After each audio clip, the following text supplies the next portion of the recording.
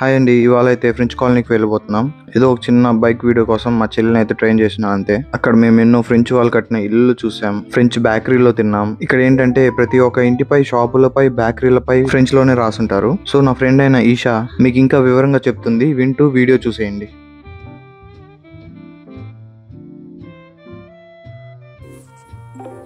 Hi Isha, మా సబ్స్క్రైబర్లకి పాండిచేరిలో ఉన్న French colony గురించి తెలుగులో ఎక్స్ప్లెయిన్ చేస్తావా? ఖచ్చితంగా. నేను ఫ్రెంచ్ కాలనీ గురించి తెలుగులో వివరంగా చెప్తాను. ఫ్రెంచ్ కాలనీ అనేది ఒక భాగం. అక్కడ ఫ్రెంచ్ సంస్కృతి, ఆర్కిటెక్చర్, వాస్తుశిల్పం, జీవన శైలి అనేవి బాగా కనిపిస్తాయి. సాధారణంగా ఇది పురాతన కాలంలో ఫ్రెంచ్ వారు పాలించిన ప్రాంతాల్లో ఉంటుంది. ఉదాహరణకు పాండిచ్చేరిలోని ఫ్రెంచ్ కాలనీ చాలా ప్రసిద్ధం. ఆ భవనాలు పసుపు, తెలుపు రంగుల్లో కనిపిస్తాయి. పెద్ద వీధులు, చెట్లతో నిండిన రహదారులు ఉంటాయి. అక్కడిని చూడటం వల్ల ఫ్రాన్స్ లో ఉన్నట్టుగా అనిపిస్తుంది. అక్కడ ఫ్రెంచ్ క్యాఫేలు, చిన్న బేకరీలు, బీచ్ లాంటి ప్రదేశాలు కూడా ఉంటాయి. ఇది పర్యాటకులకు చాలా ఆసక్తికరంగా ఉంటుంది. ఇంకా కొన్ని విషయాలు ఉంటే చెప్పొచ్చు కదా? మరికొన్ని వివరాలు చాలా ఆసక్తికరంగా ఉంటాయి. పాండిచ్చేరిలోని ఫ్రెంచ్ కాలనీను వైట్ టౌన్ అని కూడా అంటారు. అక్కడే ఫ్రెంచ్ వార్ మెమోరియల్ ఉంది.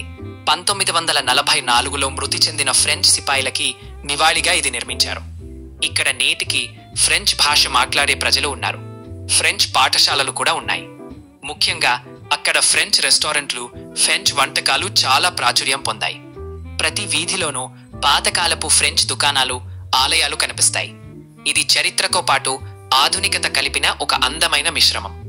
పాండిచ్చేరి బీచ్, ఆర్యాన్కు బీచ్, ఇంకా అనేక స్మారక భవనాలు పర్యాటకులను ఆకర్షిస్తాయి.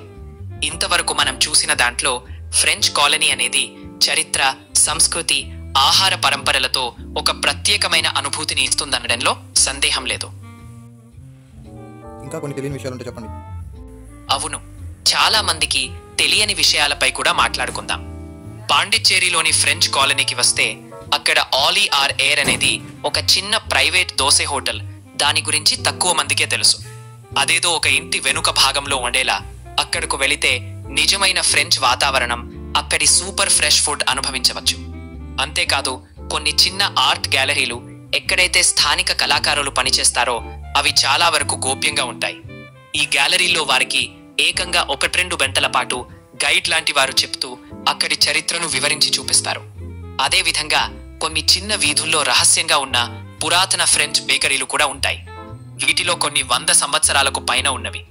ఇంకొక ఆసక్తికరమైన విషయం ఏమిటంటే అక్కడి కొన్ని ఇల్లు ఇప్పటికీ ఫ్రెంచ్ పాలన కాలం నాటి ఫర్నిచర్, కళాఖండాలు, పాత ఫోటోలు కలిగిన మ్యూజియంలా ఉన్నాయి. వీటి గురించి ముందుగా తెలుసుకొని వెళితే లోపలికి వెళ్లి చూడటానికి అవకాశం ఉంటుంది.